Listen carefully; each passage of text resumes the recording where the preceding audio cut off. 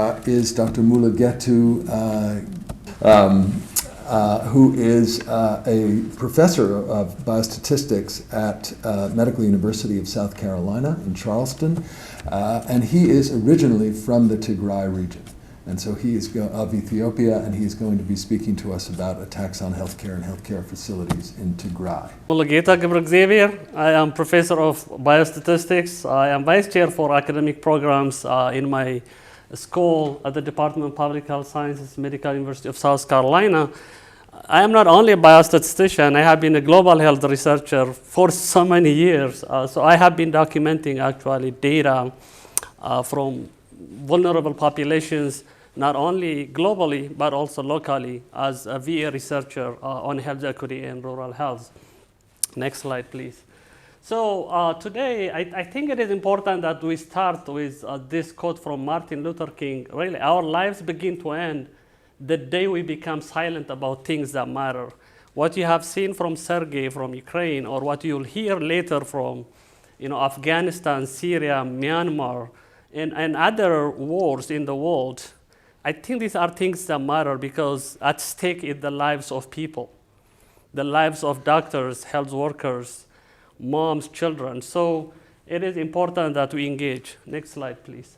So the war in Ethiopia, especially I'm going to focus on the war in Tigray. As you can see, is a unique war, actually. This is a war that began in November 4, 2020, and it is 17 months now. I have a counter in my office that shows the days of this war. And it affects me personally, professionally, at different levels, okay? And as you can see, the war is, this is the Tigray region. You have Eritrea from the north. You have forces from the federal government and regional forces in the Amhara region, as well as even some forces from the Somali country, this Somalia, that have been attacking this region for the last 17 months. There is a complete 360-degree siege on this particular region of Ethiopia called Tigray. So when you hear all the distractions in Ukraine or other places, actually what I will show you would surprise you that this has not been talked about a lot in the news, in the media. So what I'm going to do today is I am going to kind of demonstrate or describe some of the effects of this war, as you can see it, on health infrastructure, on killing of health workers, and also atrocities with enormous consequences on the physical, mental, and psychosocial health of millions of people. We are talking about 7 million people in the Tigray region. And through a study, some studies that I have been doing with my colleagues, I will show you some of the damage assessment to health facilities in the Tigray region. Next slide, please. Now, you might be wondering, actually, well, there are wars going on. There is no small war, but the war in Tigray is the world's deadliest war as we speak.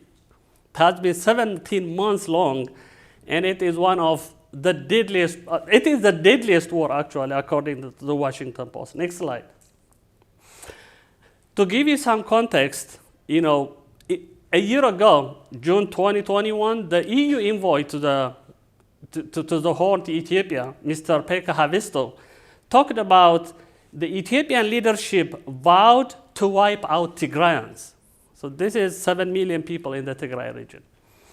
And you can see the next picture is from just this April. It's a report, a joint report by the Amnesty International and the Human Rights Watch. You can see there crimes against humanity and ethnic cleansing in Ethiopia, Western Tigray. We will erase you from this land. So, a year ago or even now, what you hear is intent really to harm a certain group of people. Next slide, please. And even, if you see the news stories over the, very limited coverage that it has in The Economist, CNN, you can see that a health facility destroyed here.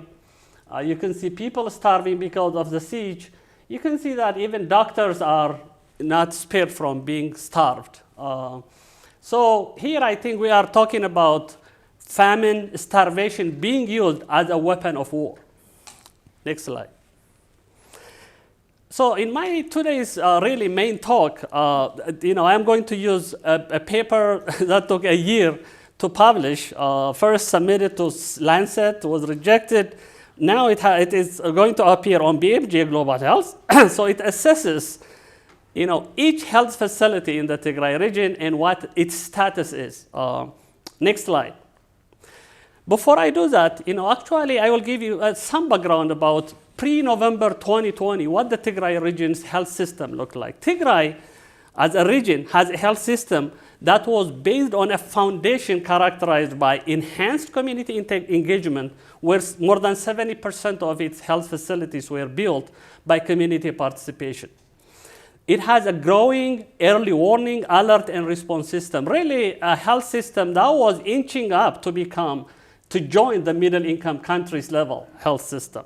There was growing health infrastructure, as I will show you, but however, all this changed with the war on November 4, 2020. Next slide.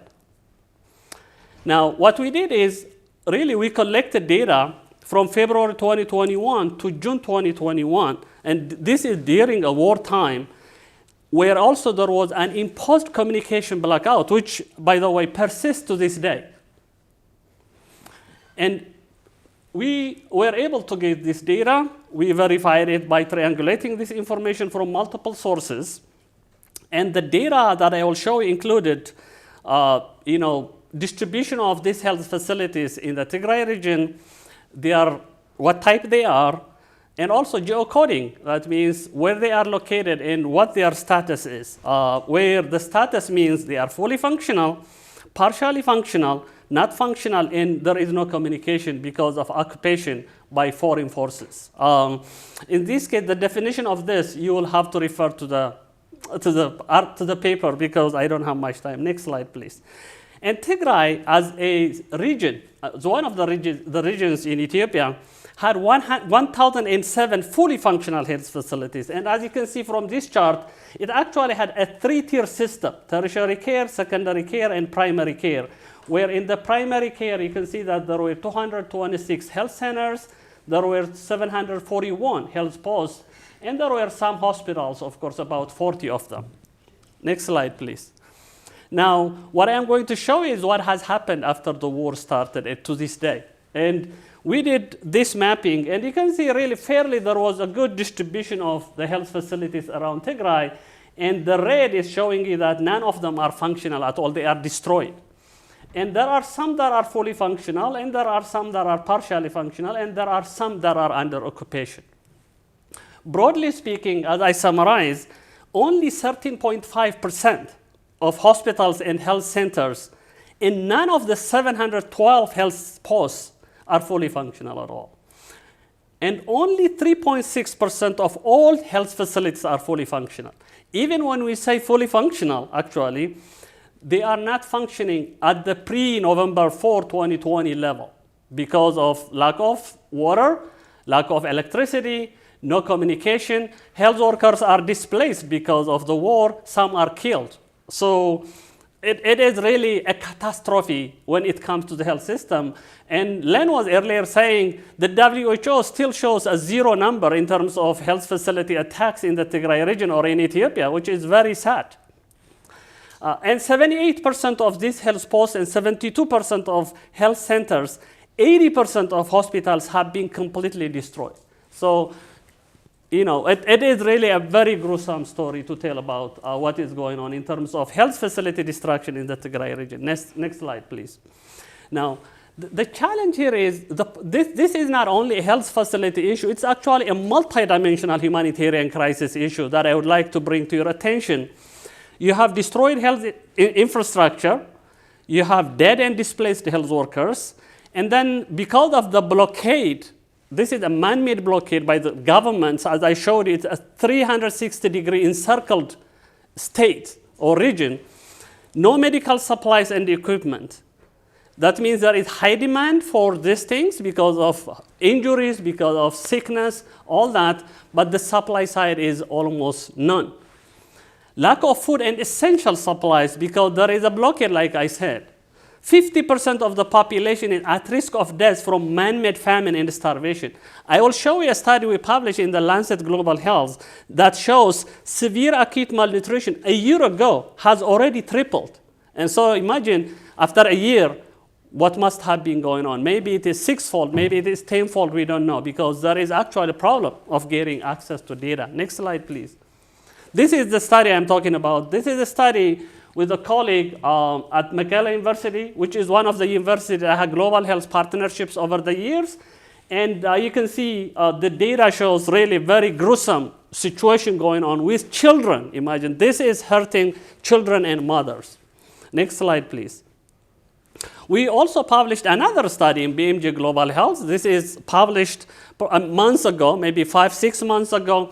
And this also documents some of the destruction on health facilities, the weaponized rape that has been going on. By the way, there is 120,000 women have been raped by forces in this region, mostly Eritrean forces, Ethiopian military forces, and you have also local militia forces, especially from the Amhara region. Next slide, please. Now, in conclusion, what I would like to say or to state is our studies and other evidences surrounding our studies have so far established that there is a systematic nature of the destruction of health facilities and killing of health workers in Tigray, as observed in many other war-prone areas or places like we just saw from Ukraine, Myanmar, Syria, Yemen, and other places. And in the Tigray war, the intent to inflict sustainable harm is unambiguous from the rhetoric by government officials and also looking at the extent of destructions on health facilities and killing of health and aid workers. I told you earlier, I showed you a picture of the joint report by Human Rights Watch and the Amnesty International, and also other reports over the past 17 months show that war crimes, crimes against humanity, ethnic cleansing, and crimes of human rights violations have occurred in Tigray. Unfortunately, no determination of genocide has been made despite calls by some senators and congressmen here in the United States. So really, I think we have to really make a push. I have calls to action in my next slide that I would like quickly to go over. We have to really make more pressure on Ethiopia and Eritrea to end the ongoing genocidal war in Tigray, as it has been done on Russia, on Ukraine right now. Hold government officials accountable for the crimes they are committing with impunity, including on health workers, on health facilities. We need maximum pressure on the government of Ethiopia to abide by its promise to implement a humanitarian truce. Urge for unfettered humanitarian access. Humanitarian access is being used as a tool of war, by the way, as we speak, which is very sad. And support some legislation in the United States like HR 6600, 83199. These are Ethiopia Stabilization, Peace and Democracy Promotion bills. So if you can, I have actually a QR code that you can, take a photo and do your, or help. Strive to make war a priority public health agenda as well as a priority health agenda. Next, please. To me, whether it is Ukraine, Myanmar, Syria, or others, I think that there seems to be equality in what is going on. One life is precious enough. One health facility, one health worker is precious enough that we always need to care. We, I think, took an oath, right? I think we have to dispense that oath. We have to help people who are in harm's way because of this man-made situation, which to me is preventable. And especially also, given what I see in the media, even attention by governments, there seems to be some double standards that I believe I am feeling. I think that has to end. That's why I have this hashtag on my Twitter, end double standards. The idea that some lives matter less is the root of all that is wrong with the world. This is actually something I took from the International Health section of the IHA, the APHA, newsletter. Finally, I would like to acknowledge my co-authors. Can you move to the next slide, please? Johns Hopkins University, the School of Public Health, the Bloomberg School of Public Health, Chris, Len and everyone who has been organizing. I would like to really thank you for this opportunity. This is a QR code that you can scan, which is right here.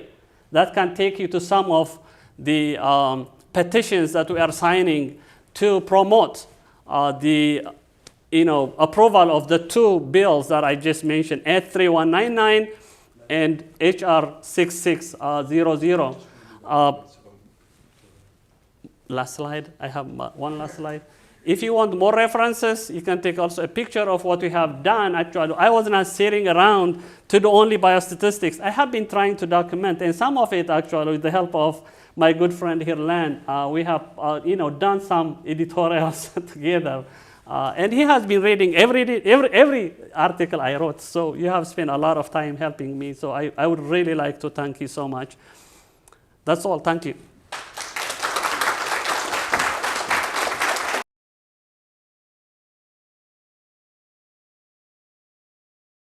All the reports, including the joint report by the Human Rights Watch and Amnesty International, shows all these crimes. And in statements that they have made after that, they indicated that they are trying to establish intent to make that determination. And there have been a lot of efforts to press the US government to take a lead on this effort of determination of genocide. And what we have known since probably 6-7 months ago, when there was a hearing by the Senate Foreign Relations Committee, was that the State Department has begun studying, reviewing, classifying. Even we hear that actually there is a study, it needs to be confirmed, but there is already a study, a report on the table of the State Department Secretary Blinken, that would probably lead to a determination. We are so hoping that I think it has to happen, otherwise we are talking about 7 million people. By the way, here, I'm talking about, I have 80 plus years old mom who is stuck in the middle of this war that I haven't heard from her for several months. You can read it on my interview with Brian Simpson of Global Health Now. So personally, it affects me, but broadly, it also affects a lot of people. So this determination is going to be helpful. And when you asked Len earlier about the response from especially the UN Security Council, to your surprise, the UN Security Council, in a session that is closed, what a closed session is, right, has looked at Tigray, the war in Ethiopia, 17 times, but only as any other business, not as a main agenda. I mean, the cruelty to me there is they can't even make this as a main agenda item to discuss it. And who are stopping it?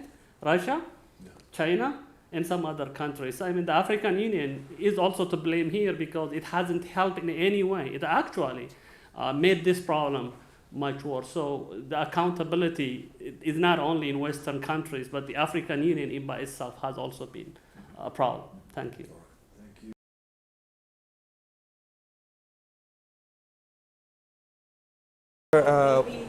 Today we just finished the presentation. And what was the goal of the presentation? Yeah, so the goal of the presentation was to make sure that the public knows the vulnerability of health facilities, health care by the effects of war. So really, all the presentations underscored how war affects, health care, how war affects health workers, how war affects, health facilities. So who is the audience of this presentation, and who is behind of this presentation? I know you mentioned through your presentation Johns Hopkins, and you also thanking some people, individuals. So who is behind this presentation, or who is? So that's a good question. So today's presentation, actually the event is organized by the Bloomberg School of Public Health at Johns Hopkins University. And as you have seen in the presentation, two of the lead organizers, Dr. Chris Byrer and Dr. Len Rubinstein, we're part of really the main event organizers. So I was invited to come in person to Johns Hopkins University. Right now we are in the school.